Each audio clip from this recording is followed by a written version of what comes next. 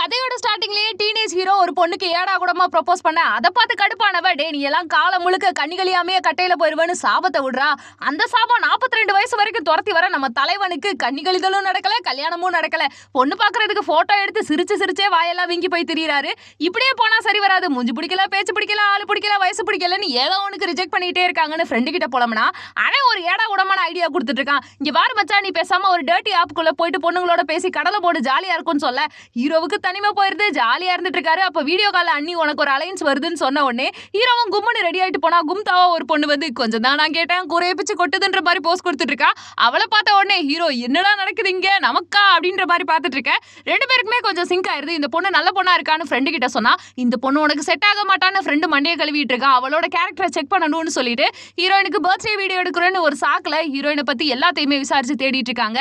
அப்பதான் ஹீரோயினுடைய எக்ஸு கதையெல்லாம் ஏரங்கட்டி ஓரங்கட்டி எடுத்து வச்சு அதை ஹீரோயின் கிட்டே கேட்டா அந்த பையன் என்ன வர்ஜினான்னு கேட்டா அதனால பிரேக்கப் பண்ணிட்டேன் அப்படின்னு ஹீரோயின் லாயலா சொல்ல ஹீரோவுக்கு ரொம்ப பிடிச்சு போயிருது. இவங்களுடைய காதல் வாழ்க்கையில ஹீரோயின் ரொம்ப கம்ஃபர்டபுளா ஃபீல் பண்ணிட்டு இருக்காங்க. அதுக்கப்புறமா என்கேஜ்மெண்ட் லெவலுக்கு போயிட்டு இருக்கு. ஒருத்தருக்கு ஒருத்தர் நெருக்கமா முத்தம் பகிர்ற லெவலுக்கு க்ளோஸா போயிட்டு இருக்கு.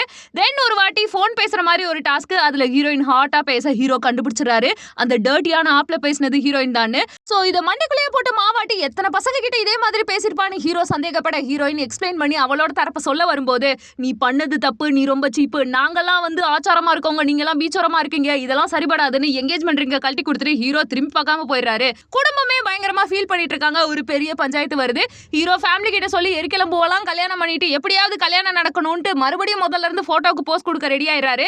ஹீரோயின் பக்கம்னா எப்படியாவது மூவ் ஆன் ஆகணும்னு தயாரா இருந்துட்டு இருக்காங்க. அப்பதான் ஹீரோவோட அண்ணன் பொண்ணு இதெல்லாம் ஒரு சில்லியான ரீசன், இதுக்காகலாம் அவங்கள விட்டுறாதீங்கன்னு புரிய வைக்க ஹீரோ கொல்கத்தாவுக்கு கிளம்பி போறாரு. லைப்ரரியில ஹீரோயினை பார்த்து சைட் அடிச்சிட்டு இருக்கும்போது எக்ஸும் வந்து பேசுறான் எனக்குன்னே வருவீங்களாடா அப்படின்னு கடுப்பான ஹீரோ அவங்கள ஃபாலோ பண்ணிட்டு பின்னாடியே போயிட்டு இருக்காரு. அது மட்டும் இல்லாம ஹீரோயின் கிட்ட பேசி புரிய வைக்கணும்னு ஒரே முடிவா இருக்காரு. ஆனா என்ன பண்றது, எக்ஸு கூட ஹீரோயின் பேசுறது அவ்வளோ கடுப்பா இருக்கு ஹீரோவுக்கு. மனசுக்குள்ள இருக்க காண்டெல்லாம் வெளியில காட்டாம அந்த எக்ஸுவை பார்த்து தம்பி ஒரு நிமிஷம் போனா அந்த பிள்ளைகிட்ட பேசிக்கிறேன்னு பெர்மிஷன் கேட்க ஹீரோயின் பேசுறாங்க. என்ன விஷயம்னு போது நான் உன்னை மன்னிச்சிட்டேன், உனக்கு நிறைய பெர்மிஷன் கொடுக்குறேங்க, நீ யார் பெர்மிஷன் கொடுக்கன்னு ஹீரோயின் எந்திரிச்சு போயிடுறாங்க. அது மட்டும் இல்லாம ஹீரோவோட அண்ணினா அவங்க அண்ணனை விட்டுட்டு போறதுக்கு ஒரு ரீசன் கிடைச்சிருது, அவங்களுக்கு லவ் கிடைச்சிருது, பிரிஞ்சு போறாங்க. இது எல்லாத்தையும் பார்த்து புரிஞ்சுக்கிட்ட ஹீரோ நம்ம மேலேயும் தப்பு இருக்கு, நாம உண்மையான லவ் கொடுக்கணும், யாருக்கும் யாரும் பெர்மிஷன் கொடுக்க முடியாதுன்னு புரிஞ்சுக்க. அப்பதான் தெரிய வருது ஹீரோயினோட பாட்டி ரொம்ப சீரியஸான கட்டத்துல இருக்கு. அவங்களுக்கு பூஜை பண்ணி பார்க்கணும்னு ஆசை. உடனே ஹீரோ ஐடியா கொடுக்குறாரு முன்னாடியே சரஸ்வதி பூஜையை வச்சிடலான்னு.